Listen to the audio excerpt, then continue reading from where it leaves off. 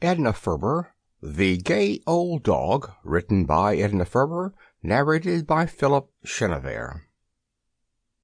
The Gay Old Dog.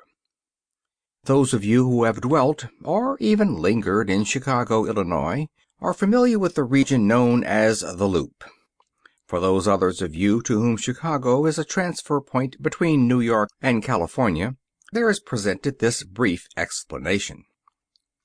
The Loop is a clamorous, smoke-infested district embraced by the iron arms of the elevated tracks. In a city boasting fewer millions it would be known familiarly as downtown.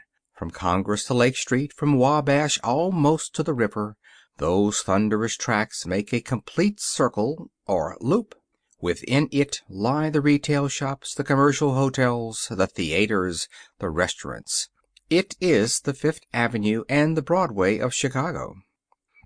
And he who frequents it by night in search of amusement and cheer is known vulgarly as a loop hound. Joe Hurtz was a loop hound.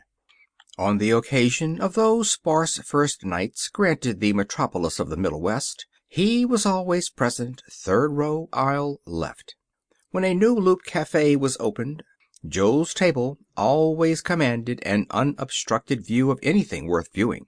On entering, he was wont to say, "Hello, Gus," with careless cordiality to the head waiter, the while his eye roved expertly from table to table as he removed his gloves. He ordered things under glass, so that his table at midnight or thereabouts resembled a hotbed that favors the Bell system. The waiters fought for him. He was the kind of man who mixes his own salad dressing. He liked to call for a bowl, some cracked ice, lemon, garlic, paprika, salt, pepper, vinegar, and oil, and make a rite of it.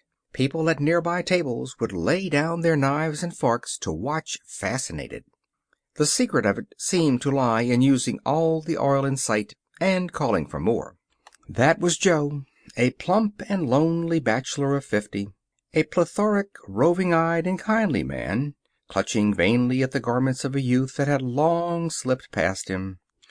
Joe Hurtz, in one of those pinch-waist suits and a belted coat and a little green hat, walking up Michigan Avenue of a bright winter's afternoon, trying to take the curb with a jaunty youthfulness against which every one of his fat encased muscles rebelled, was a sight for mirth or pity, depending on one's vision.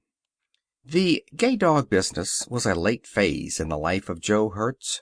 He had been quite a different sort of canine, the staid and harassed brother of... Sample complete. Ready to continue?